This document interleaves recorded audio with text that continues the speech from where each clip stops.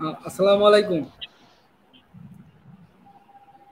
Motivate চেতনা পেজে আজকের লাইভে ওয়ালাইকুম আসসালাম। আপনাকে স্বাগতম এবং অসংখ্য ধন্যবাদ আমার সাথে যুক্ত হওয়ার জন্য।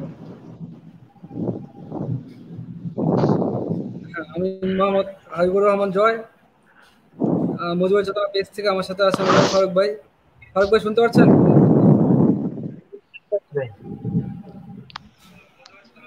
জি, আমাদের সাথে যুক্ত হয়েছেন কাজী মোহাম্মদ আবু সুফিয়ান ভাই, সভাপতি বাংলাদেশ ছাত্রলীগ, দামিরহাট উপজেলা শাখা, নওগাঁ। এবং আমাদের সাথে আরো যুক্ত হয়েছেন অসীম কুমার রয় ভাই, বিপ্লবী সাধারণ সম্পাদক, বাংলাদেশ ছাত্রলীগ, বগুড়া জেলা শাখা। আপনাদেরকে আমাদের যুগ্ম লাইভে স্বাগতম এবং অসংখ্য ধন্যবাদ। সুফিয়ান ভাই শুনতে পাচ্ছেন? হ্যাঁ ভাই, আসসালামু আলাইকুম। ওয়ালাইকুম আসসালাম। অসীম ভাই শুনতে পাচ্ছেন? হ্যাঁ ভাই, শুনতে পাচ্ছি। আমরা আজকে যে বিষয় নিয়ে আলোচনা করব, যার জন্য আর কি আপনারা আমাদের সাথে লাইভে যুক্ত হয়েছেন, তো এর আগে আমি ছোট করে বলতে চাই, ভালো আছেন আপনারা? এই তো আছি, আপনি কেমন আছেন? জি ভাই, আলহামদুলিল্লাহ ভালো আছি। ফারুক ভাই শুনতে পাচ্ছেন? হ্যাঁ, শুনতে পাচ্ছি ভাই। মুজিবের চেতনা পেজে আপনাদেরকে সাদর সম্ভাষণ এবং অভিনন্দন জানাই। বগুড়া জেলা ছাত্রলীগের সংগ্রামী সাধারণ সম্পাদক জনাব অসীম কুমার রায় দাদাকে অভিনন্দন মুজিবের চেতনা পেজে, এবং আরো অভিনন্দন জানাই বাংলাদেশ ছাত্রলীগের বিপ্লবী সভাপতি, ধামইরহাট উপজেলা শাখা, নওগাঁ জেলার। আমাদের আজকের বিষয় দুর্নীতি।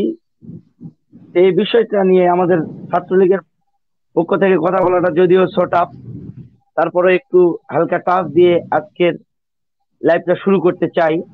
তো সর্বপ্রথম আমি বগুড়া জেলার সংগ্রামী সাধারণ সম্পাদক জনাব অসীম কুমার রায় দাদার কাছে যাব। আমি দাদার কাছে বর্তমান করোনা পরিস্থিতি সাপেক্ষে তেনাদের জন কল্যাণমূলক কাজ এবং দরিদ্র লোকের পাশে কিভাবে দাঁড়িয়েছেন সেটি আগে যদি দাদার কাছে জানতে পারতাম। দাদা প্লিজ। ধন্যবাদ।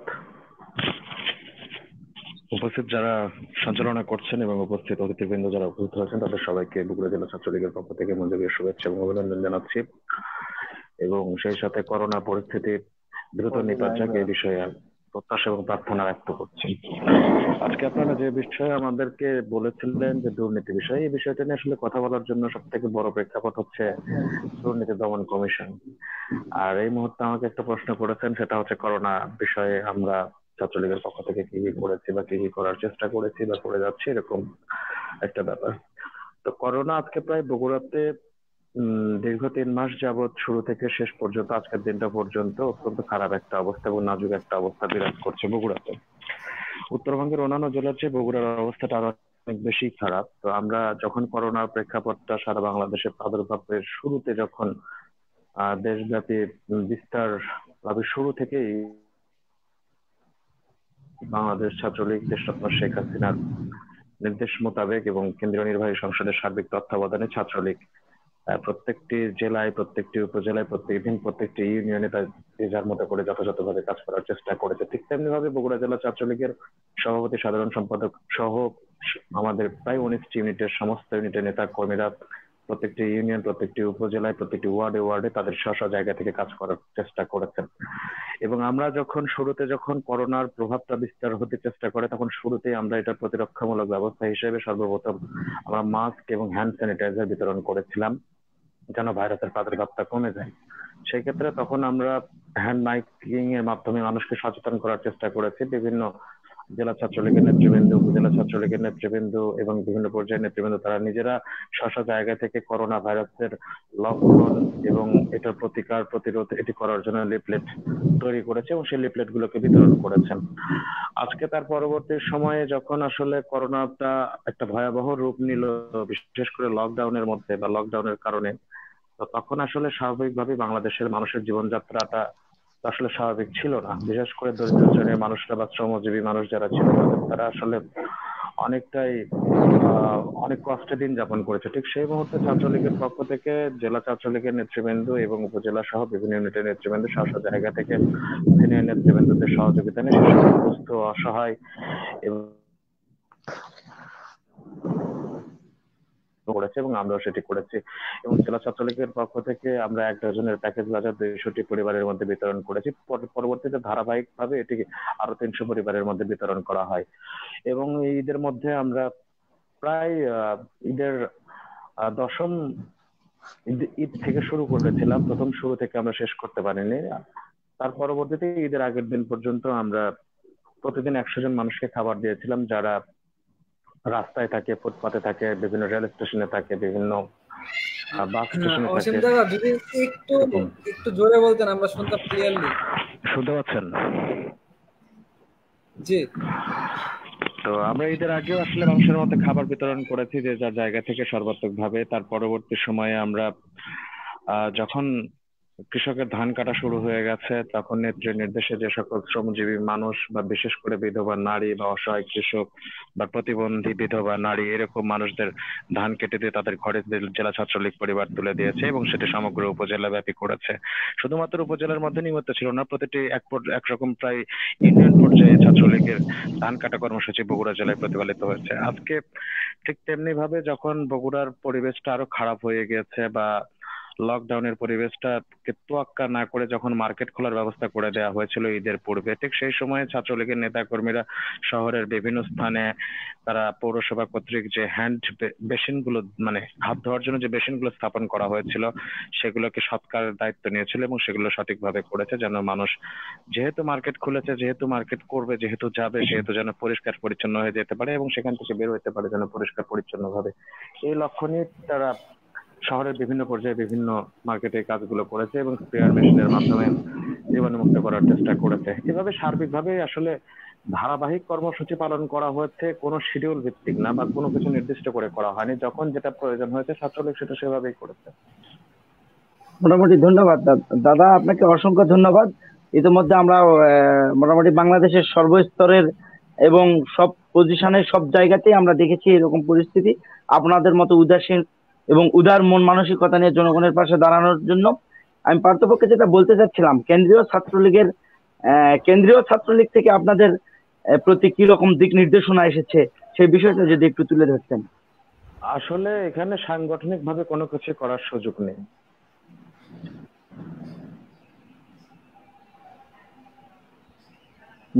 দাদার মনে হয় নেটওয়ার্কের প্রবলেম, আমরা চলে যাব থেকে করোনা প্রাদুর্ভাব। হ্যালো, শুনতে পাচ্ছেন? জি বলেন। শুনতে পাচ্ছি।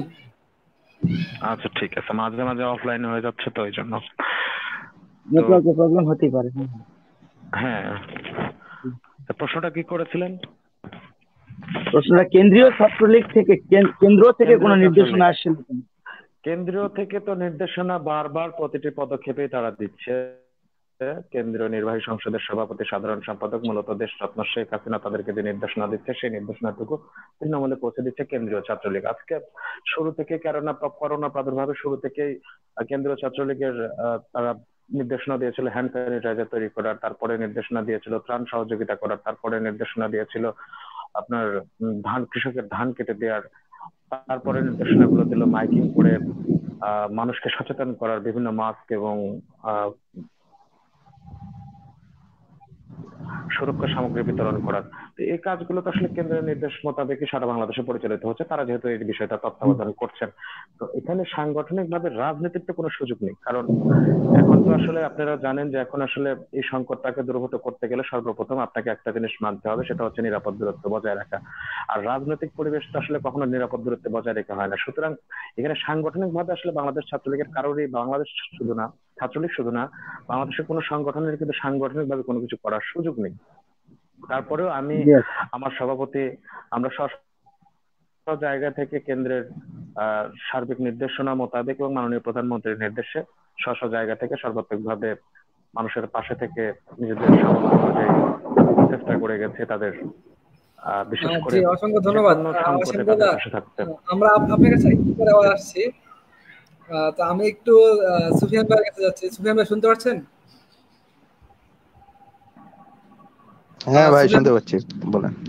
জি, সুফিয়ান ভাই, আমরা আসলে আজকে যে বিষয় নিয়ে আলোচনা করব বা যে বিষয়টা নিয়ে আপনাদের সাথে মতামত পোষণ করতে চাচ্ছিলাম, সেটি হচ্ছে দুর্নীতি ও জনদুর্ভোগ। তো এতক্ষণ আমরা অসীম দাদার কথা শুনলাম।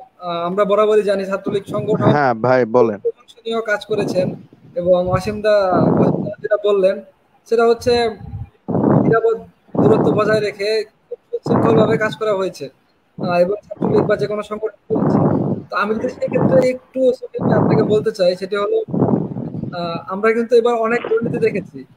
যেহেতু দুর্যোগ আর দুর্নীতি একসাথে আসে, তো দুর্যোগ আসলে দুর্নীতি হবে, এটাই স্বাভাবিক, কিন্তু আমরা বরাবরই দুর্নীতি দেখে আসছি।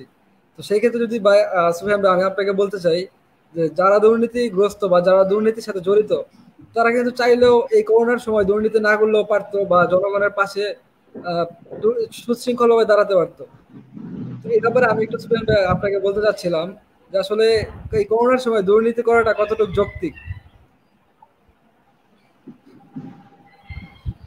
হ্যাঁ, আচ্ছা ভাই, প্রথমে ধন্যবাদ জানাই মুজিবের চেতনা আপডেটস, জয় ভাই এবং ওমর ফারুক ভাই, এবং আমার সাথে যুক্ত হয়েছেন বগুড়া জেলা ছাত্রলীগের সংগ্রামী সাধারণ সম্পাদক অসীম কুমার রায় তাদেরকে, এবং যে যে সকল দর্শক এবং যারা শুনছেন আজকের এই লাইভ, সবাইকে ধামরাট উপজেলা ছাত্রলীগের পক্ষ থেকে অনেক অনেক অনেক অভিনন্দন এবং মজিবুর সালাম ও শুভেচ্ছা। প্রথমে আমি বলি, আজকে আমি আমার মানসিক অবস্থা ভালো না। আমার বড় খালা আজকে মারা গেছে, সেজন্য আর আ- আজকে ধামুরহাটে প্রচন্ড ঝড় বৃষ্টি এবং বজ্রপাত হচ্ছে। তারপরও যেহেতু কথা দিচ্ছি আপনাদেরকে, আপনাদের সাথে থাকবো। আপনি আমাকে প্রশ্ন করছেন যে দুর্নীতি, এই করোনা প্রাদুর্ভাবে যে দুর্নীতি করছে এটা কতটা যৌক্তিক। আমি আপনাদেরকে বলতে চাই, আহ জননেত্রী দেশরত্ন শেখ হাসিনা যে তার নির্বাচনের ইশতেহারে বলেছিলেন যে তিনি নির্বাচিত হলে বাংলাদেশকে যে দুর্নীতিতে জিরো টলারেন্স রাখবে, মানে জিরো টলারেন্সের মানে ব্যবস্থা করবে।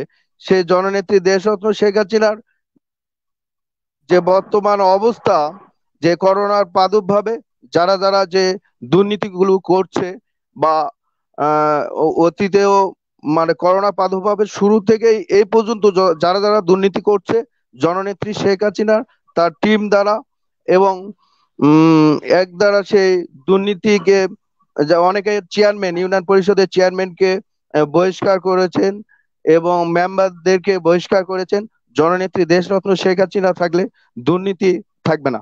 এরই মধ্যে আমাদের যে দুর্নীতি একটা বিষয়, বর্তমান আমরা জনপ্রতিনিধিরা যারা নির্বাচিত হই, একটা সমস্যা এসে দাঁড়ায়।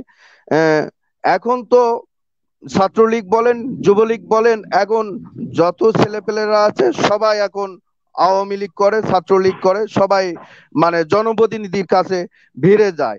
আসলে তারা কখনো ছাত্রলীগকে করে না, কখনো জননেত্রী দেশরত্ন শেখ হাসিনাকে ভালোবাসে না। তারা নিজেদেরকে স্বার্থ হাসিলের জন্য তারা আমাদের সংগঠনের মধ্যে, বৃহৎ সংগঠন আওয়ামী লীগের মধ্যে ঢুকে, ছাত্রলীগের মধ্যে ঢুকে, যুবলীগের মধ্যে স্থান নিয়ে তারা আসলে এই দুর্নীতিগুলো করছে। আশা করি আপনারা বুঝতে পারছেন বিষয়টা। ধন্যবাদ। ধন্যবাদ সুফিয়ান ভাই। আমি এর মধ্যে জানিয়ে রাখতে চাই, আমাদের সঙ্গে যুক্ত হবার কথা ছিল জয়পুরহাট জেলা ছাত্রলীগের বিপ্লবী সভাপতি জনাব রাজা জাকারিয়া ভাই। উনি প্রাকৃতিক দুর্যোগের কারণে আমাদের সঙ্গে যুক্ত হতে পারেননি, প্রচন্ড ঝড় বৃষ্টি, বিদ্যুৎ সেখানে নেই। এখন সুফিয়ান ভাই, আপনার কাছে আমি একটা প্রশ্ন রাখতে চাই। আপনার ধামইরহাট উপজেলা কাপড় ব্যবসায়ীদের মধ্যে একজনের মধ্যে করোনা পজিটিভ ধরা পড়েছে। সেই ক্ষেত্রে আপনি আপনার উপজেলার আর বাকি জনগণ বা মানুষদের করোনার থেকে বাঁচানোর জন্য আপনি কি পদক্ষেপ গ্রহণ করবে আপনার ছাত্রলীগ? আপনি যদি একটু বলতেন শর্টকাটে। সুফিয়ান ভাই, দুঃখিত নেটওয়ার্ক সমস্যার কারণে। চলে যেতে হচ্ছে বগুড়া জেলা ছাত্রলীগের বিপ্লবী আজকে আমি একটা সংগ্রাম। বিষয় আপনাদেরকে হ্যালো শুনছি, বলেন। হ্যালো শুনছি, সুফিয়ান ভাই বলেন। আমি আপনাদেরকে জানিয়ে রাখতে চাই, আজকে আমাদের যে ধামরাহাট উপজেলা স্বাস্থ্য কমপ্লেক্স এর 2 জন কর্মী সহ ধামরাহাটে 12 জনের দেহে করোনা পজিটিভ এসেছে। এটা আসলে একজন কাপড় ব্যবসায়ী সহ আমাদের 2 জন হাসপাতালের কর্মকর্তা সহ আমাদের এখানে আমি আপনাদেরকে বলে রাখতে চাই, যেমন আমাদের ধামরাহাট উপজেলার মধ্যে 8টি ইউনিয়ন, একটি পৌরসভা। এই 8টি ইউনিয়ন একটি পৌরসভা নিয়ে গঠিত। এর মধ্যে আমাদের এই যে 12 জন করোনা পজিটিভ এসেছে, তার মধ্যে আমাদের এ পর্যন্ত 12 জন, আজকে যে 12 জন করোনা পজিটিভ এসেছে তার মধ্যে 4 জন হলো মহিলা এবং 8 জন পুরুষ। হ্যাঁ হ্যাঁ, ধন্যবাদ তার মধ্যে সুফিয়ান ভাই। আগ্রাদুগুন ইউনিয়নে 2 জন, আলমপুর ইউনিয়নে 2 জন। আপনাদের যে প্রশ্ন করছেন সে প্রশ্নের উত্তরে আমি বলতে চাই, আমরা যে বাংলাদেশ ছাত্রলীগ নওগাঁ জেলা শাখার নির্দেশক্রমে আমরা ধামরাহাট উপজেলা ছাত্রলীগ প্রত্যেকটি ইউনিয়নে আমরা প্রত্যেকটি ইউনিয়নে আমরা 21 বিশিষ্ট কুমটি করেছি এবং প্রত্যেকটি ওয়ার্ডে 10 জন করে কুমটি করেছি এবং কুমটি বলবৎ আছে। এবং আমাদের আওয়ামী লীগ যে আমাদের অভিভাবক শহীদুজ্জামান সরকার বাবলু ভাইয়ের নির্দেশে আমরা ত্রাণ কুমটি গঠন করেছি এবং আমরা তৃণমূল পর্যায়ে ত্রাণ পৌঁছে দিচ্ছি। এবং প্রথম অবস্থায় আমরা ছাত্রলীগ করেছি, আমরা ধামরাহাট উপজেলায় প্রত্যেকটা বাড়ি বাড়ি আমরা ব্লিচিং পাউডার, যেটা জীবাণুনাশক, এটা আমরা স্প্রে করেছি। ধন্যবাদ আপনাকে, অসংখ্য ধন্যবাদ আপনাকে, অসংখ্য ধন্যবাদ। আমরা আজকে লাইভটা সময় সংক্ষেপের কারণে যদিও একটু সংক্ষেপ করব, কিন্তু বগুড়া জেলা ছাত্রলীগের সংগ্রামী সাধারণ সম্পাদক অসীম কুমার রয় দাদার কাছে যেতে চাই। আজকের প্রাসঙ্গিক বিষয় একটা কথা প্রশ্ন আমি না বললেই নয়, যে এই করোনা পরিস্থিতিতে যে প্রায় আমরা শুনেছি প্লাস মাইনাস 94 জন মেম্বার এবং চেয়ারম্যান জনপ্রতিনিধিরা বহিষ্কার বা তাদেরকে বহিষ্কার করে রাখা হয়েছে, তারা অপরাধের আওতাভুক্ত। এই বিষয়টা নিয়ে এই বিষয়টাও দুর্নীতির মধ্যে পড়ে, বাট এই দুর্নীতিটাকে আপনি কিভাবে দেখছেন? ধন্যবাদ। হাতের 5টা আঙুল যেমন সমান না, সেরকম ভাবে বাংলাদেশের 17 কোটি মানুষের সমান না। তারপরে নেতৃত্বটা আপনাকে দেখতে হবে যে বাংলাদেশের নেতৃত্বটা এককভাবে দিচ্ছে মাননীয় প্রধানমন্ত্রী দেশরত্ন শেখ হাসিনা। সেই নেতৃত্বটা কতটা যুক্তিগত, দুর্নীতির ক্ষেত্রে কতটা যুক্তিযুক্ত। আজকে দুর্নীতি বাংলাদেশে হবে, দুর্নীতির বাজরা দুর্নীতি করবে স্বাভাবিক, কারণ ক্ষমতার বড় অভাব এদেশে। কিন্তু তারপরেও দুর্নীতিবাজরা নিজ দল হোক বা নিজ দলের বাইরে হোক বা আমলা হোক বা জনপ্রতিনিধি হোক, বর্তমান সরকারের কাছ থেকে কিন্তু একটা মানুষও রেহাই পায়নি। তো সেই জায়গাটা থেকে মাননীয় প্রধানমন্ত্রী বারবার নির্দেশনা দিয়েছেন এই সময়টাতে মানুষের পাশে থাকতে। তো সেই জায়গাটাও যারা সুযোগ সন্ধানী ছিলেন, যারা সুযোগ সন্ধানী থেকে মানুষের, গরিবের অনাহারের অর্থ বা অনাহারের খাদ্য যারা নিজের পকেটে ভরার চেষ্টা করেছে, মাননীয় প্রধানমন্ত্রীর প্রত্যক্ষ নির্দেশে তাদের সকলকে তাদের সেই শাস্তিটুকু কিন্তু পেতে হয়েছে। আজকে যদি সরকার না চাইতো, আজকে যদি সরকারের সংস্থাগুলো না চাইতো, এই দুর্নীতিবাজগুলো কিন্তু চোখের সামনে আসতো না, ধরাও পড়তো না, এটাও সত্যি। সুতরাং এই দুর্নীতিবাজগুলো কিন্তু গ্রেপ্তার হওয়ার ক্ষেত্রে সরকারের একটা বড় ভূমিকা রয়েছে, এই দুর্নীতিবাজগুলো চিহ্নিত হওয়ার ক্ষেত্রে সরকারের একটা বড় ভূমিকা রয়েছে। তা আসলে একদিনে কোনো কিছু দুর্নীতিমুক্ত করা সম্ভব নয়। তার কারণ কি, বাংলাদেশটা হচ্ছে, আপনারা জানেন, multi level multi class people.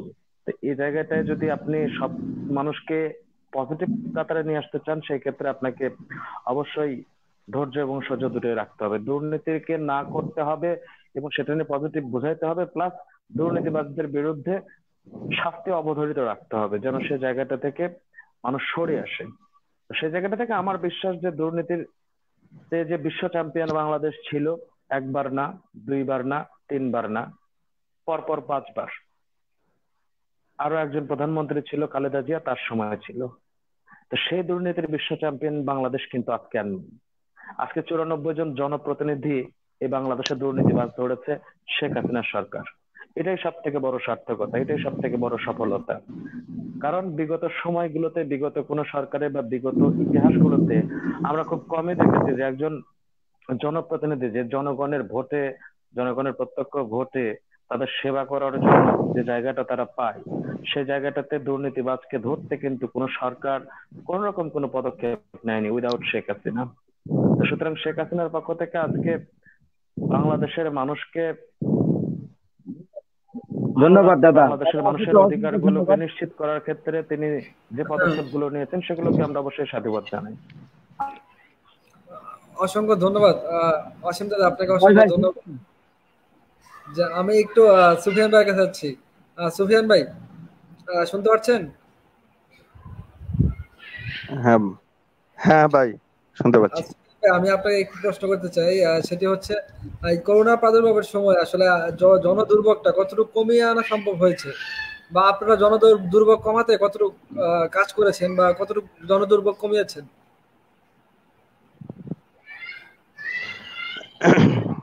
আসলে বর্তমান করোনা প্রাদুর্ভাব শুরু থেকেই নওগাঁ জেলা ছাত্রলীগের নির্দেশক্রমে আমরা ধামরাট উপজেলা ছাত্রলীগের, আপনারা ইতিমধ্যে জেনেছেন, আমরা ধামরাট উপজেলা ছাত্রলীগের বিগত অল্প দিনেই আমাদের কুমুটি হয়েছে। এখনো কুমুটি আমরা পূর্ণাঙ্গ করতে পারিনি।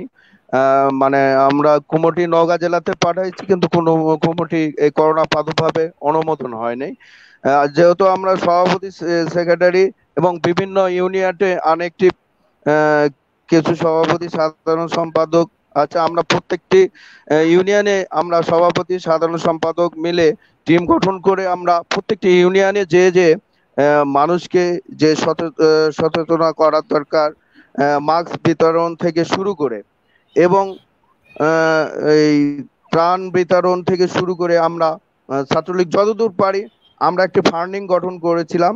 সেই ফান্ডিং গঠনের মাধ্যমে আমরা হয়তো ফেসবুকে অতটা প্রকাশ করিনি, এটা গোপনে গোপনে হয়তো অনেক ছাত্রলীগ করে, ছাত্রলীগের কর্মী কিন্তু আমাদের সঙ্গেই থাকে, তারা বলতে পারে না আসলে ভাই আমাদের বাড়িতে নেই, তারা আমাকে মেসেজ করে, আমার সেক্রেটারিকে মেসেজ করে, আমরা গোপনে গোপনে তাদের বাড়িতে আমরা সেই খাবার পৌঁছে দেই।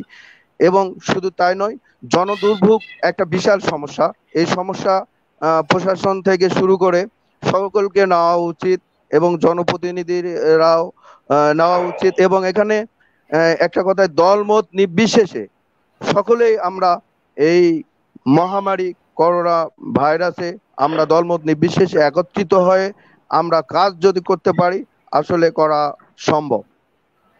জি ধন্যবাদ সুফিয়ান ভাই। এবং সবচেয়ে সুফিয়ান ভাই আমি আসছি আপনার কাছে।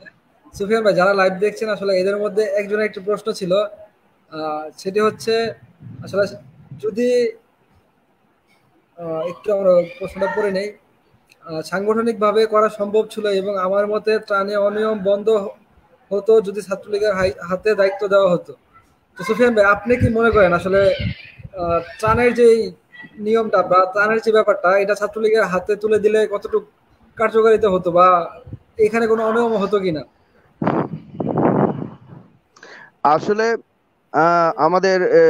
আমাদের অভিভাবক আলহাজ শহীদুজ্জামান সরকার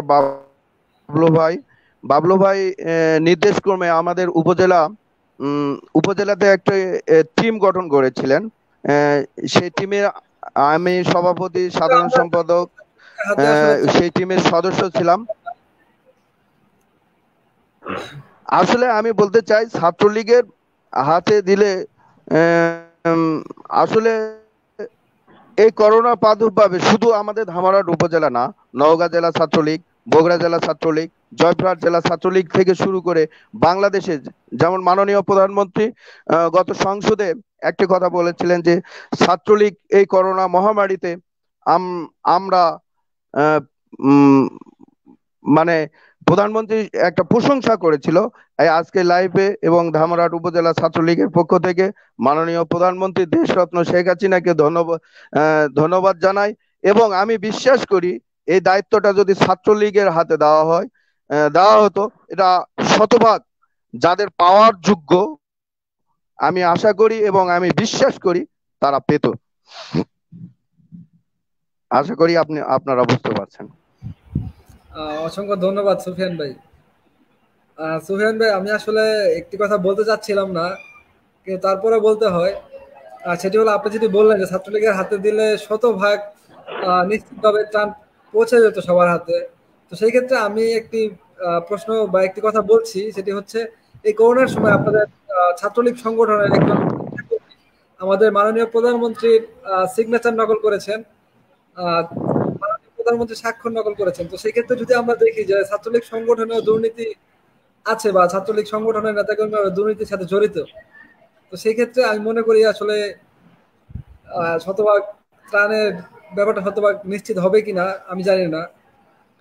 তো আমি একটু অসীম দাদার কাছে যাচ্ছিলাম। অসীম দাদা, আপনার কাছ থেকে একটু শুনতে চাচ্ছিলাম যে আপনাদের ছাত্রলীগ সংগঠনের একজন নেতাকর্মী আমাদের মাননীয় প্রধানমন্ত্রীর স্বাক্ষর জালিয়াতি করেছেন, এই ব্যাপারে যদি আপনি কিছু বলতেন যে আসলে এটা আপনার ছাত্রলীগ সংগঠনের জন্য কতটুকু ভালো। ধন্যবাদ আপনাকে। ছাত্রলীগ সংগঠন আসলে সংগঠনটা তো চলে আসলে নেতা কর্মীদের মাধ্যমে। এখন নেতা কর্মী অনেকে সবাই যে আপনার আদর্শ ধরবে ধারণ করবে এমন তো কথা না, আদর্শের বাইরেও কিছু থাকে, কিছু অনুপ্রবেশ থাকে।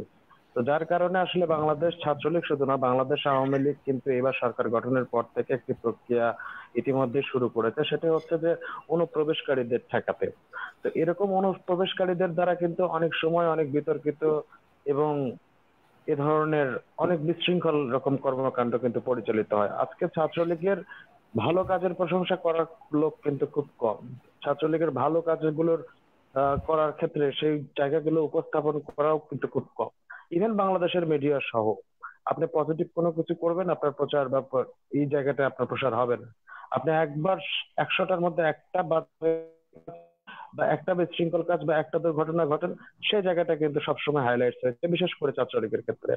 আজকে যাদের কথা বললেন আপনি মাননীয় প্রধানমন্ত্রীর সাথে, এরা আসলে এদের ব্যাকগ্রাউন্ড গুলো যদি আমরা একটু পর্যবেক্ষণ করে দেখি, এদের ব্যাকগ্রাউন্ড গুলোকে যদি আমরা সঠিক তথ্যগুলো বের করে নিয়ে আসি, দেখবেন যে এদের পরিবার বা এদের আদর্শ বা এদের চেতনা এটা কখনোই আওয়ামী পরিবার বা বঙ্গবন্ধু বা শেখ হাসিনার নেতৃত্বের সাথে যায় না।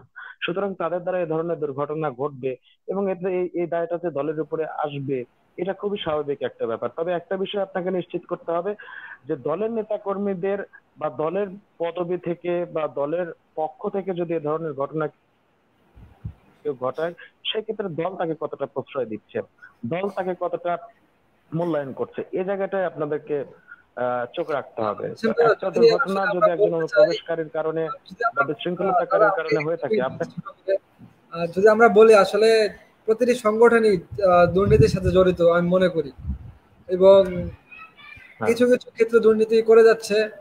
তো আমরা আসলে ওই কথাটা এখন না বলি।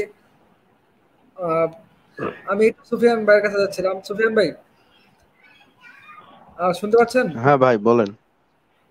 সুফিয়ান ভাই, আসলে হ্যাঁ শুনতে পাচ্ছি ভাই। জনগণের একটি ইচ্ছে ছিল যে জনগণ লকডাউন সরকার দেওয়ার পর তারা শতভাগ লকডাউন পালন করবে, তারা ঘরে থাকবে এবং তারা সুস্থ থাকবে, সুস্থ থাকার চেষ্টা করে পরিবারকে নিয়ে। কিন্তু আসলে সেটি হয়ে ওঠেনি, অনেক কারণে সেটি সম্ভব হয়নি। তো সেক্ষেত্রে যদি এখন সরকার বলে যে আসলে জনগণ লকডাউন পালন করেনি, জনগণ সচেতন থাকেনি, সরকার বা যেই হোক যদি কেউ জনগণকে দায়ী করে, আসলে এই জিনিসটুকু কতটুকু যৌক্তিক? আসলে শুধু জনগণের কি ভুল?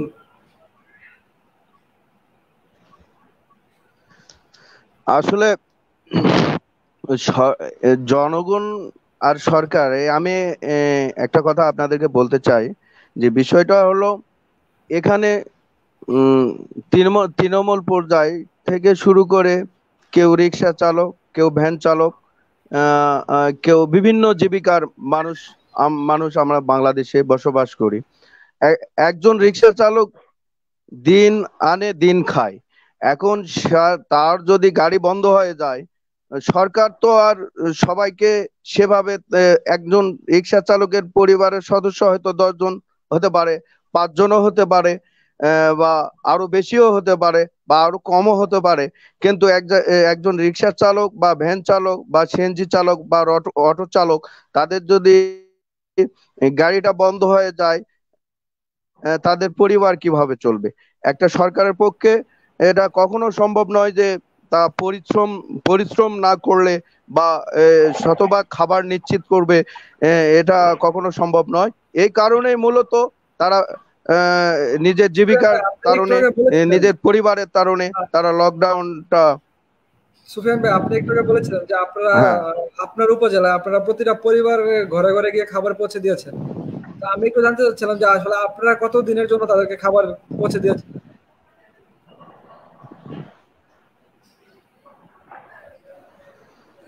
আসলে খাবারটা এরকম ভাবে পৌঁছে দিয়েছি আমরা। আমরা আহ, আপনাকে প্রথমেই বলেছি, আমাদের একটা আওয়ামী আওয়ামী লীগ একটা টিম গঠন করেছিল, ধামরাট উপজেলা আওয়ামী লীগ। সেই টিমের আমি এবং আমার সেক্রেটারি সদস্য। এরকম ভাবে প্রত্যেকটা ইউনিয়নে, প্রত্যেকটা ওয়ার্ডে, যে ওয়ার্ড ছাত্রলীগের সভাপতি সাধারণ সম্পাদক, ওই ওয়ার্ডের আওয়ামী লীগ এর যে টিম গঠন হয়েছে, সে আওয়ামী লীগের ওই ওয়ার্ডের ছাত্রলীগের সভাপতি সাধারণ সম্পাদক ভাবে 21 বিশিষ্ট এভাবে কুমটি গঠন করা হয়েছে। আমরা প্রাথমিক অবস্থায় আওয়ামী লীগ একটি ফান্ডিং তৈরি করেছিল, সে সেটা আমাদের বাবলু ভাইয়ের নেতৃত্বে। সেই ফান্ডিং বিভিন্ন রকমের নেতা কর্মী, কেউ 50,000, কেউ 20,000, এভাবে আমরা সহযোগিতা করে আমরা প্রাথমিক অবস্থায় বুঝতে পেরেছি। একটা আমরা প্রশ্ন ছিল, চাল এবং আপনার কাছে ডাল। প্রশ্ন ছিল কতদিনের খাবার হ্যাঁ, দিয়েছেন? আপনার কাছে প্রশ্ন ছিল যে কতদিনের খাবার পৌঁছায় আ- দিয়েছেন একটা হ্যাঁ, পরিবারকে? সেটাই অসংখ্য দরিদ্র বলতে পরিবার, চাচ্ছি। কতদিনের, কি পরিমাণটা কি ছিল তাদের ত্রাণের? হ্যাঁ, প্রাথমিক অবস্থায় আমরা যে ট্রান্সে দিয়েছি, আমরা প্রথমে 10 কেজি চাল এবং 3 কেজি ডাল এবং সয়াবিনের তেল 2 কেজি, এভাবে আলু থেকে শুরু করে আমরা প্রাথমিক অবস্থায় 1 সপ্তাহ খাবারের ব্যবস্থা করছি। তারপর পর্যায়ক্রমে ইউনিয়ন পরিষদের চেয়ারম্যানের মাধ্যমে খাবার যাচ্ছে বিভিন্ন সামাজিক সংগঠন আছে আমাদের ধামরাট উপজেলায়, সেগুলো কেউ 2-3 বার পাচ্ছে, কেউ কেউ আবার পাচ্ছে না, এরকম অনেক অনিয়মও হচ্ছে। আসলে অসংখ্য ধন্যবাদ, আমরা অসংখ্য ধন্যবাদ আহ, সুফিয়ান ভাই। আসলে হ্যাঁ, হ্যাঁ সুফিয়ান ভাই, অসংখ্য ধন্যবাদ আপনাকে, অসংখ্য হ্যাঁ, ধন্যবাদ। আমরা বুঝতে পেরেছি এবং জনগণ ইতিমধ্যে উপলব্ধি করতে পেরেছে যে সব জায়গায় এরকম মোটামুটি কার্যক্রম, ত্রাণ বিতরণ চলছে। আমি চলে যেতে যাচ্ছি বগুড়া জেলার সংগ্রামী সাধারণ সম্পাদক জনাব অসীম কুমার রয় দাদার কাছে। আজকের বিষয় যে দুর্নীতি, আমাদের মাননীয় প্রধানমন্ত্রী, দাদা আপনি কি শুনছেন আমাকে? হ্যাঁ, দাদা আপনি শুনতে কি পাচ্ছি। শুনছেন? হুম। আমাদের মাননীয় প্রধানমন্ত্রী যে হ্যাঁ, শুনছি, আহ, বলুন। একদম একদম দরিদ্র ব্যক্তিদের মাঝে যে 2,500 টাকা করে বিতরণ করলেন একদম প্রান্তিক দরিদ্র মানুষের মাঝে, আমরা ইন্টারনেটের মাধ্যমে দেখেছিলাম অনেক জায়গায় অনিয়ম হয়েছে, কোনো জায়গায় আসেনি, কোনো জায়গায় ভোটার আইডির সঙ্গে মিল নেই, অনেক জায়গাতে একজনের নাম আরেকজনের মোবাইল নাম্বার, অনেক জায়গায় দেখেছি আমরা ইউপি সদস্যের মোবাইল নাম্বার দিয়ে প্রান্তিক দরিদ্র মানুষের নাম দেওয়া হয়েছে। এই বিষয়টাকে আপনি কিভাবে দেখছেন? না, ঠিক আছে, যেহেতু শুরু টপিকটা ছিল দুর্নীতি, তো এই জায়গায় যেহেতু টাকা বন্টন হচ্ছে, এখানেও থাকবে।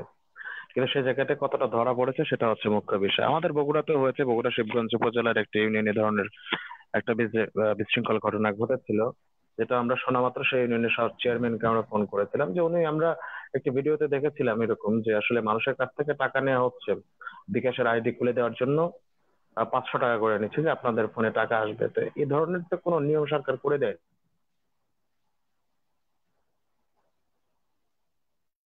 কোনো নিয়ম কানুন কোনো কিছুই ছিল না। তো এই জায়গাটা আমরা জানার পরে পরবর্তীতে উপজেলা ছাত্রলীগকে আমরা জানিয়েছিলাম, তারা ঘটনাটা দেখেছিল এবং পরবর্তীতে জেলা উপজেলা প্রশাসন এবং উপজেলা পুলিশ প্রশাসনের মাধ্যমে সেই পরিবারগুলোর কাছ থেকে টাকাগুলোকে মানে বিকাশের দোকানে যে যারা যারা টাকা দিয়েছে সেই টাকাগুলোকে রেস্কো করে আবার স্ব পরিবারের মধ্যে বিতরণ করে দেওয়া হচ্ছে। তো সুতরাং এই ধরনের ঘটনা কিন্তু ঘটবেই। আজকে ঘটেছে, গত দিনে ঘটেছে, আগামী দিনেও ঘটবে, কিন্তু সংখ্যাটা আপনার দেখতে হবে যে সংখ্যাটা কত। সংখ্যাটা যেন বেশি না হয়, সংখ্যাটা যেন দিনে দিনে কমে যায়, ক্রমাগতভাবে যেন হ্রাসের দিকে যায়, সেটাই হবে আমাদের প্রত্যাশা। আর এই জায়গাগুলো যে আপনি আজ থেকে 10 বছর আগেও কিন্তু এই জায়গাগুলো আপনি কখনো চিন্তা করতে পারতেন না যে কোন কোন জায়গায় দুর্নীতি হচ্ছে, কোন কোন জায়গায় দুর্নীতি হচ্ছে না। তো আজকে দুর্নীতি কোথায় হচ্ছে জায়গাটা আপনি জানতে পারতেছেন শুধুমাত্র ডিজিটাল বাংলাদেশ হবার কারণে। আজকে বাংলাদেশটা যদি জি ডিজিটাল না হতো, আজকে তথ্যের আদান প্রদানটা যদি আপডেট করা না যেত, আজকে সময়টাকে যদি সঠিকভাবে কাজে লাগানো না যেত, তাহলে কিন্তু এই জায়গাগুলো আমরা কখনোই ধরতে পারতাম না। ধন্যবাদ দাদা, সুতরাং এই অসংখ্য জায়গাটাতে ধন্যবাদ। আপনি সরকারের অনেক বড় একটা ভূমিকা রয়েছে। আপনি একজন একজন জেলা ছাত্রলীগের বিপ্লবী সংগ্রামী সাধারণ সম্পাদক, এই জন্য প্রশ্নটা আপনার কাছে রাখতে হচ্ছে। আমি আন্তরিকভাবে দুঃখিত যে এই প্রশ্নটা আপনার কাছে করার জন্য। আমাদের যে ইতিমধ্যে আমরা জেনেছি আমাদের যে ডাকসু নির্বাচনের মেয়াদ উত্তীর্ণ হয়েছে বিগত কয়েকদিন আগে।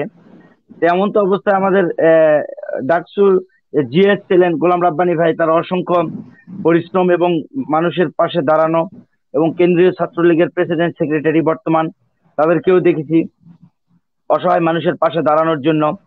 তো ডাকসু ভিপি যিনি ছিলেন নূর হোসেন নূর ভাই, তিনি তো অনেক কথাই বলতেন এবং অনেক কথাই বলেছেন, এবং বর্তমানে মেয়াদ উত্তীর্ণ হবার পরেও তিনি অনেক কথা বলেছেন।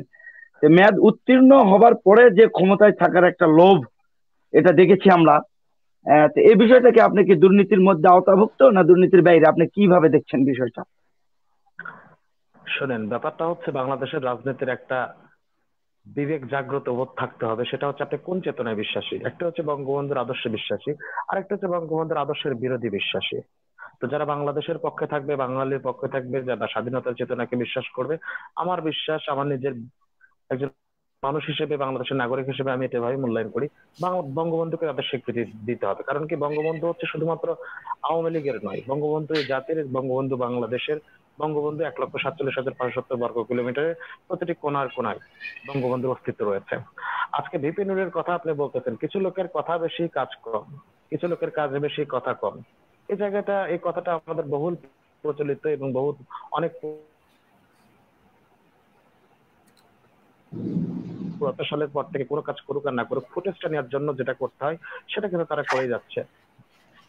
মিডিয়ার আলো বলেন, সমালোচনার পাত্র বলেন, আলোচনার পাত্র বলেন, তারা বরাবরই হয়ে যায়।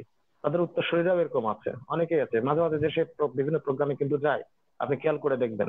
তো এদের আসলে এপিট ওপিট বলতে কিছু থাকে না, কারণ এরা সম্পূর্ণ আদর্শ থেকে বিচ্যুত মানুষ।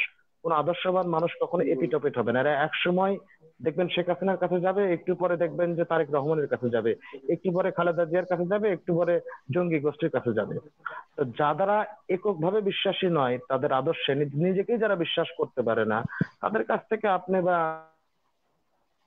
আমি প্রত্যাশাটুকু এ ধরনের কোনো কিছু না করাই ভালো। আজকে মানুষের টেন্ডেন্সি গুলো দেখেন। আজকে বাংলাদেশের মানুষের বেশ কিছু স্তর ছিল। বাংলাদেশে একজন নোবেল বিজয়ী ইউনুস ছিল, যাকে নিয়ে আমরা সবাই গর্ব করতাম।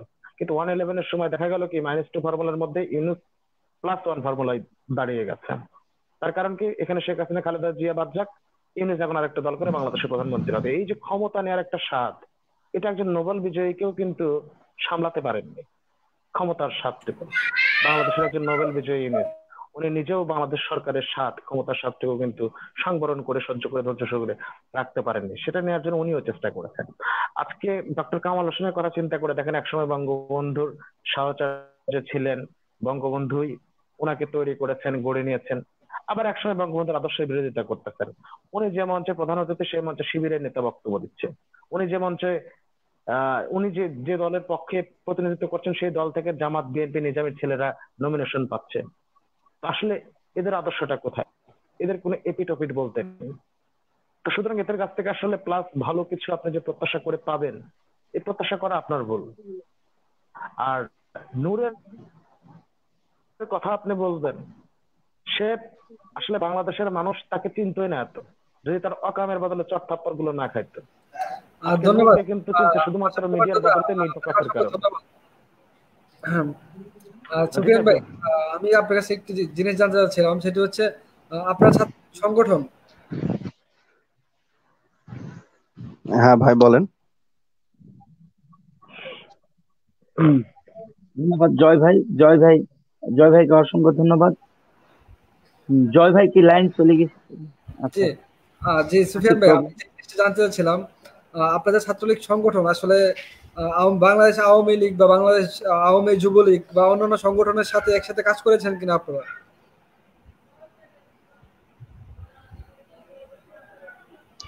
হ্যাঁ, আমরা আসলে আমরা নওগাঁ জেলা ছাত্রলীগের নির্দেশে আমরা পৃথকভাবেও কাজ করছি এবং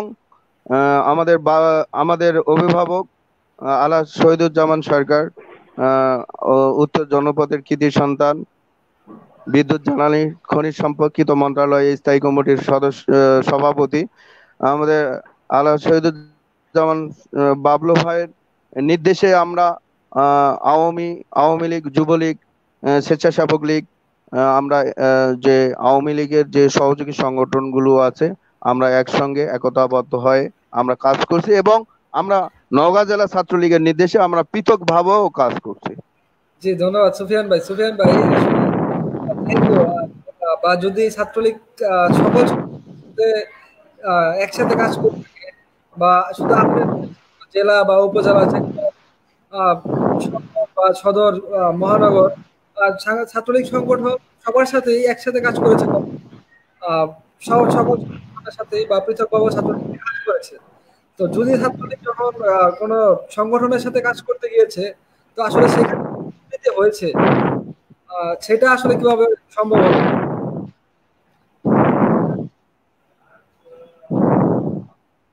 আসলে আপনার প্রশ্নটা আমি বুঝতে পারিনি।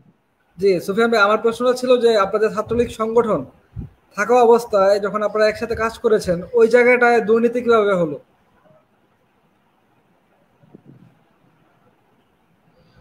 আসলে আমরা ছাত্রলীগ, আমরা তো সব জায়গায় এখন থাকতে পারি না। এখন বিভিন্ন ইউনিট আমাদের আছে, সে সবাই সব ইউনিট তো আর শতভাগ সততার সহিত কাজ করে না, বা কোনো কোনো ইউনিট তাদের মেয়াদ উত্তীর্ণ হয়ে গেছে, কেউ বিবাহিত, মানে তারা আসলে শতভাগ যে ইউনিটের একজন, আমি আপনাকে বলি, একজন ইউনিয়ন ছাত্রলীগের সভাপতি, সাধারণ সম্পাদক যদি ইনঅ্যাক্টিভ হয়, ওখানে যদি আহ্বায়ক করে দেওয়া হয়, তাহলে ওখানে আপনারা কতভাগ আপনারা ঠিক আছে, কাজ আসছি। সুফল পাবেন।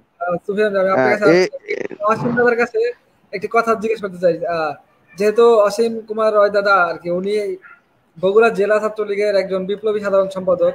তো সেক্ষেত্রে দাদা, আপনি ইউপি চেয়ারম্যান বা কোনো মেম্বারের সাথে একসাথে কাজ করেছেন কিনা? হ্যাঁ, ধন্যবাদ। আমি সাধারণ সম্পাদক বিপ্লবী কিনা জানি না। ইউনিয়ন পরিষদের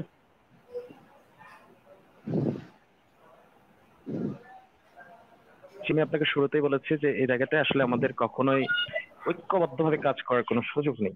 তবে আমাদের সাথে সবার সাথে যোগাযোগ হয়েছে, সবার সাথে কথা হয়েছে। বেশ কিছু উপজেলা চেয়ারম্যানের সঙ্গে আমরা বিভিন্ন প্রোগ্রামে গেছি, তাদের সঙ্গে কাজ করেছি। বিভিন্ন ইউনিয়নের চেয়ারম্যানের সঙ্গে আমরা কাজ করেছি, তারাও থেকেছে। তা আসলে ঐক্যবদ্ধ ভাবে বা আনুষ্ঠানিক ভাবে আসলে কোনো কিছু করার সুযোগ আমরা কেন, আওয়ামী পরিবারের কেউই নেয়নি।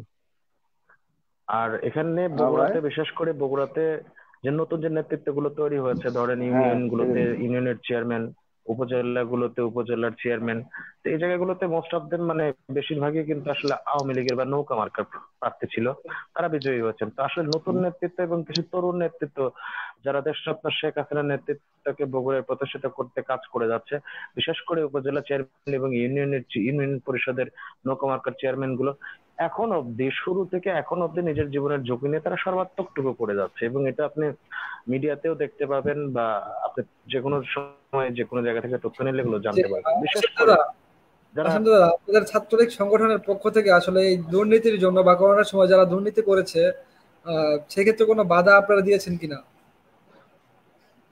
না, অবশ্যই আমাদের এই যে টাকাটা যে মাননীয় প্রধানমন্ত্রী দিয়েছিল দুস্থ মানুষদেরকে, সে টাকা নিয়ে অনেক সময় তো আমরা কথা শুনেছি। আমি আপনাকে একটু আগে উদাহরণ দিলাম যে এরকম মহিলা মানুষদের কাছ থেকে টাকা নেওয়া হচ্ছে, সেগুলো ভিডিও করে রেকর্ড করা হয়েছে। ভিডিও গুলো যখন আমাদেরকে পাঠিয়ে দেওয়া হয়েছে, তখন আমরা তৎক্ষণাৎ সে জায়গায় যোগাযোগ করেছি, সেই চেয়ারম্যানের সঙ্গে যোগাযোগ করেছি, সেই বিকাশের দোকানে যোগাযোগ করেছি, ছাত্রলীগের উপজেলার প্রেসিডেন্ট সেক্রেটারিকে আমরা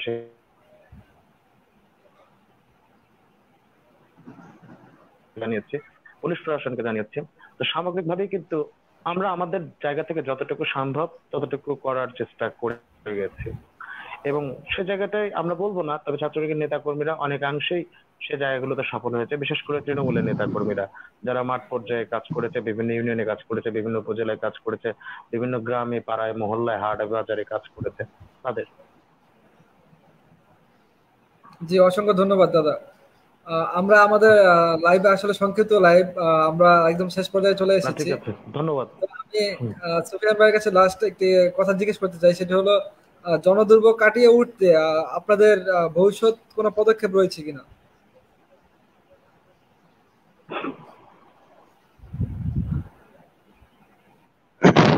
ধন্যবাদ।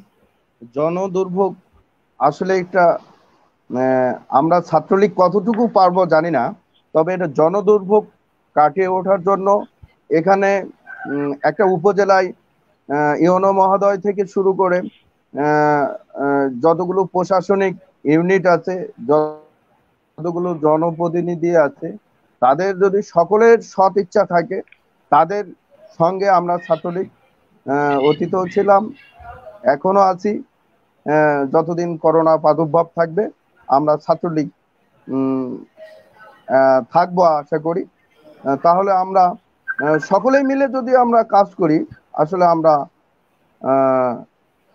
সম্ভব এই বর্তমান যে জনদুর্ভোগ এটা কমিয়ে আনা সম্ভব। ভাই অসংখ্য ধন্যবাদ।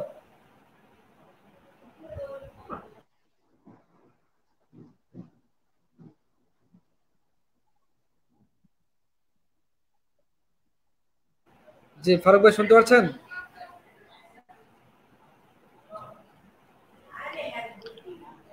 হ্যাঁ শুনতে পাচ্ছি। জি আমরা আমাদের লাইভটা শেষ করব।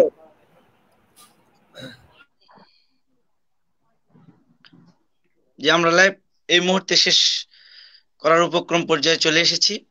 আমরা আন্তরিকভাবে অভিনন্দন জানাই আমাদের আজকের অতিথি মহোদয়গণকে। সর্বপ্রথমে আমি অভিনন্দন জানাবো উত্তরবঙ্গের শ্রেষ্ঠ জায়গা, শ্রেষ্ঠতম স্থান, ঐতিহ্যবাহী সেই বগুড়া জেলার বিপ্লবী সাধারণ সম্পাদক জনাব অসীম কুমার রায় দাদাকে। তো দাদার কাছে আমি আরেকটা প্রশ্ন রাখতে চাই।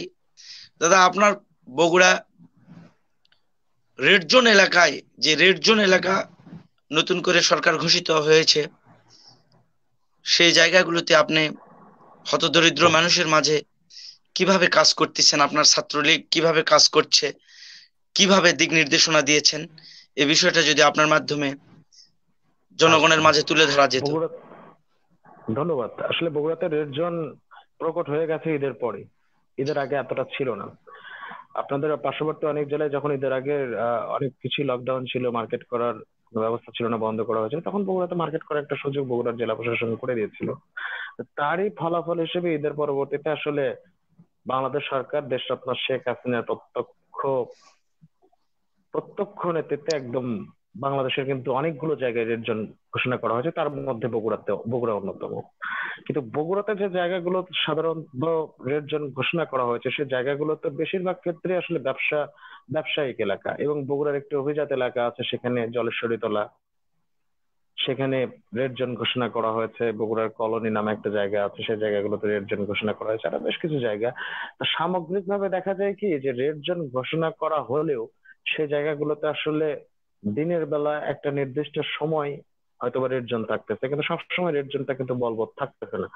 আর আমরা যেহেতু রেড জোন বা লকডাউনের মধ্যে আছি, সুতরাং অনেক নেতা কর্মীর আসলে নিজের জায়গা থেকে সে জায়গায় উপস্থিত হওয়া সম্ভব হচ্ছে না, কারণ পুলিশ প্রশাসন, জেলা প্রশাসন তারা রেড জোন এবং লকডাউনের কারণে সে রাস্তাগুলো স্বাভাবিকভাবেই নিরাপত্তার ক্ষেত্রে বা প্রাদুর্ভাব দূর করার ক্ষেত্রে রোড গুলোকে ব্লক করে দিয়ে থাকে, যার কারণে আসলে অনেক নেতাকর্মীদের সেখানে যাওয়া থাকে না। তারপরে আমরা যোগাযোগ করেছি আমাদের নেতাকর্মীদের সাথে, তো তথাপি আসলে যে সমস্ত জায়গায় রেড জোন ঘোষণা করা হয়েছে সে সমস্ত জায়গাগুলো অনেক অভিজাত। তারপরে যে গ্রাম এলাকা যেগুলো রয়েছে দুই একটা, বিশেষ করে চালুপাড়ায় একটা রেড জোন ঘোষণা করা আছে, সেই জায়গাগুলোতে আমরা সার্বক্ষণিক নেতা কর্মীদের সাথে যোগাযোগ রাখছি, এবং তারা যে কোনো সমস্যায় বা যে কোনো সংকটে সাধারণ মানুষের পাশে গিয়ে দাঁড়াচ্ছে আর কি, ধারাবাহিকভাবে। জি ধন্যবাদ অসীম কুমার দাদা। দাদা আমরা আমাদের লাইভটি আর কি শেষ করতে যাচ্ছি। আপনারা আমাদের সাথে এতক্ষণ হ্যাঁ আপনাদের মূল্যবান সময় দিয়েছেন, অসংখ্য ধন্যবাদ। সুফিয়ান ভাই শুনতে হ্যাঁ ঠিক পাচ্ছেন? আছে। সুফিয়ান ভাই? হ্যাঁ ভাই। জি ভাই, আমরা আপনার আগে হ্যাঁ শেষ ভাই করতে বলেন। ভাই লাস্ট একটি কথা, সেটা হলো যারা লাইভ দেখছেন, অনেকে লাইভ দেখছেন, এর মধ্যে অনেকে আপনাদেরকে শুভকামনা জানিয়েছেন। হ্যাঁ, তো আমি চাচ্ছিলাম যে আপনারা একটু তাদের কাছ থেকে যদি একটু বিদায় নিয়ে নিতেন। আসলে তো ধন্যবাদ আজকের আপনারা যারা আমন্ত্রণ করেছেন, আপনারা যারা সঞ্চালনা করছেন, যারা উপস্থিত ছাত্রলীগের উপজেলার নেতৃবৃন্দ উপস্থিত আছেন ও সঞ্চালনা করছেন, তাদের সবাইকে জেলা ছাত্রলীগের পক্ষ থেকে আন্তরিকভাবে আপনাদের সবাইকে সাধুবাদ এবং অভিনন্দন জানাচ্ছি। এবং আমরা আশা করব যে সচেতনতামূলক প্রচারণাগুলো আপনারা করে যান, কারণ কি বাংলাদেশে করোনার প্রাদুর্ভাব আসলে রুখতে গেলে মানবিক মূল্যবোধের কিন্তু কোনো বিকল্প নেই। সরকার আপনাকে নিয়ম করে দিচ্ছে, সরকার আপনাকে, প্রশাসন আপনাকে চাপে রাখতেছে, কিন্তু নিজের জায়গা থেকে যদি আমরা নিজেরা সচেতন না হই, তাহলে ভোগান্তিতে কিন্তু কেউ পড়বে না, নিজেদেরই পড়তে হবে। তো সেই জায়গা থেকে আমার একটা আহ্বান থাকবে সকলের প্রতি, যারা দেখছেন, যারা শুনছেন, যারা এই মুহূর্তে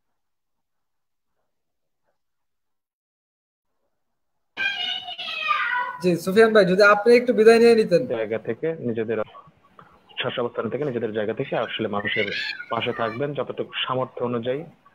সংকটে, যে কোনো সংকটে মানুষ মানুষের জন্য, জীবনের জন্য, এটি হোক আগামী দিনের স্লোগান।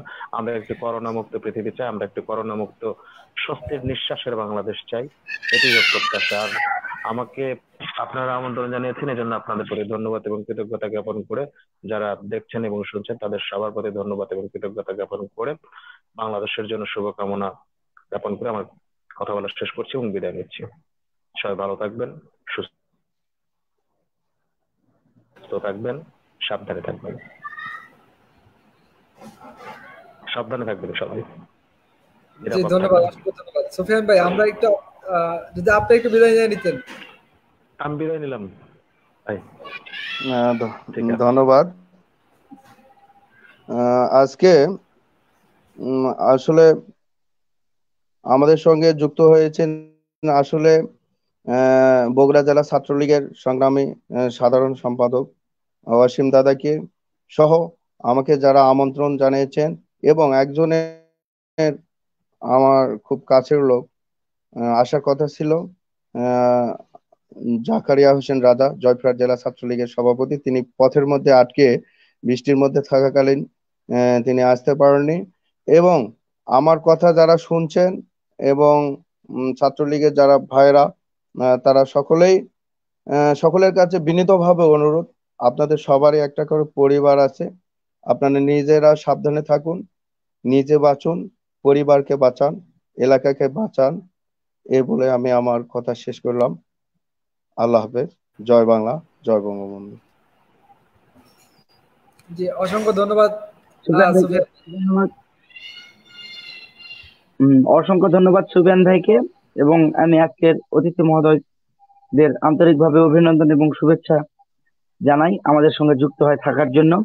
তার সঙ্গে সঙ্গে সাথে সাথে আরো ধন্যবাদ জানাই মুজিবের চেতনা পেজ অ্যাডমিন প্যানেলকে, রনক ভাই, নাইম ভাই, দুলাল ভাই, জয় ভাই, সবাইকে অসংখ্য ধন্যবাদ জানাই এই এত বড় পেজকে দাঁড় করিয়ে এরকম লাইভের আয়োজন করার জন্য, এবং আমি তাদেরকে অসংখ্য ধন্যবাদ জানাই আমাকে এই পেজে সুযোগ করে দেবার জন্য। এবং জয় ভাইকে আন্তরিকভাবে অভিনন্দন জানাই, অনেক ব্যস্ততার মধ্যে থেকেও এত কিছু অ্যারেঞ্জমেন্ট করার জন্য আমি আন্তরিকভাবে অভিনন্দন জানাই। এবং সকল দর্শক শ্রোতা ভাই বোন বন্ধুগণকে আমি আন্তরিকভাবে অভিনন্দন জানাই, যারা বর্তমান নেটওয়ার্কের পরিস্থিতিতে নিজেদের ওয়াইফাই, নিজেদের এমবি খরচ করিয়ে আমাদের সঙ্গে যুক্ত হয়ে আমাদের পেজে থাকার জন্য আমি আন্তরিকভাবে তাদেরকে অভিনন্দন জানিয়ে আজকে আমি মুজিবের চেতনা পেজ থেকে আজকের লাইভের মতো বিদায় নিচ্ছি। আসসালামু আলাইকুম, আদাব, অন্যান্য জাতির জন্য আন্তরিক অভিনন্দন। জয় ভাই। ধন্যবাদ ওমর ফারুক ভাই, ধন্যবাদ সুফিয়ান ভাই আমাদের সাথে আপনার মূল্যবান সময় দিয়ে যুক্ত থাকার জন্য। মুজিবুর চেতনা পেজের পক্ষ থেকে আপনাকে অসংখ্য ধন্যবাদ জানাই। আমরা ভবিষ্যতে আবার আপনার সাথে যুক্ত হব যদি সুযোগ হয় কোনো বিষয়ে আলোচনা করার জন্য। এই পর্যন্ত ভালো থাকবেন, সুস্থ থাকবেন, এবং যারা লাইভ দেখছেন তাদেরকে অসংখ্য ধন্যবাদ জানাই মজিবর চেতনা পেজের পক্ষ থেকে। আমরা আমাদের লাইভটি আজকে এই জায়গায় শেষ করছি। সবাই ভালো থাকবেন, সুস্থ থাকবেন, নিরাপদে থাকবেন, পরিবারকে নিয়ে ঘরে থাকবেন।